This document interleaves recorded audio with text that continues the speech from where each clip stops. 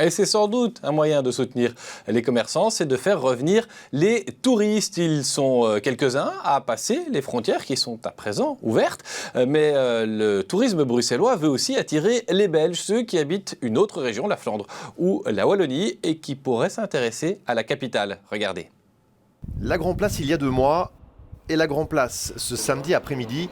À défaut d'un retour à la normale, il y a bien un monde de différence grâce à la venue ce week-end à Bruxelles de touristes venus notamment du nord de la France. C'est la première fois que j'y mets les pieds. Pourtant, j'habite à Lille, donc à moins 1h30, quoi. Ça nous fait plaisir, on se retrouve entre amis et on est frontalier avec la Belgique, donc on est ravis de venir ici. Aujourd'hui, on a mangé dans un restaurant et puis là, on va aller à une exposition. Une bouffée d'oxygène pour ces touristes comme pour l'économie bruxelloise qui bénéficie aussi du retour des touristes belges. Nous venons de Mons. Pourquoi êtes-vous à Bruxelles aujourd'hui ? Notre fils habite Bruxelles et on avait envie de retrouver un peu l'ambiance de la Grand Place. Ça fait du bien, surtout qu'il fait bon, donc on prend l'air, c'est chouette.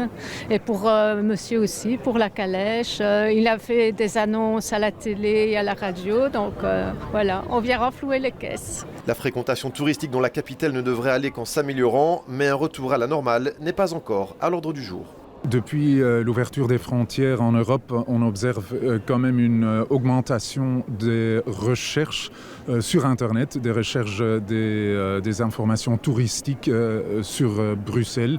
Mais ceci dit, on est encore loin, voire très loin du niveau d'avant la crise. Visit Brussels lance dès lundi sa campagne No Brussels Without Us, pas de Bruxelles sans nous, pour donner envie aux Belges de venir découvrir ou redécouvrir leur capitale.